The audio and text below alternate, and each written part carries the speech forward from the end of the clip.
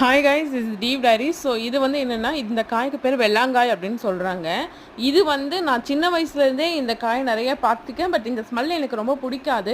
அதனால் வந்துட்டு சும்மா லைட்டாக டேஸ்ட் மட்டும் பண்ணுவேன், அவ்வளோலாம் சாப்பிட மாட்டேன். எங்கள் அம்மா எப்பவுமே இது என்ன சொல்லுவாங்க அப்படின்னா, அவங்க அதாவது கல்யாணம் பண்ணுற டைம்லலாம் வீட்டுக்கு பொண்ணு பார்க்க வருவாங்க இல்லைங்களா, ஸோ அந்த டைமில் இதை தான் வந்து பானகமாக கொடுப்பாங்களாம். ஸோ அது கையிலேயே கரைச்சி அவங்களுக்குலாம் கொடுப்பாங்களாம். இதில் அவ்வளோ ஹெல்தி இருக்கா, ரொம்ப கூலாக.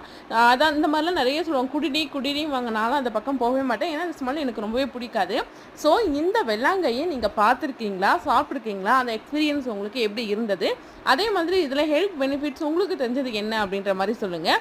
ஆனால் இதில் நிறைய ஹெல்த் பெனிஃபிட்ஸ் இருக்குதுன்னு மட்டும் எனக்கு தெரியும். பட் அது என்னன்னா எனக்கு தெரியல. ஏன்னா அப்போலேருந்து எல்லாருமே இதை வந்து சாப்பிட சொல்லி பெரியவங்களாம் சொல்லுவாங்க.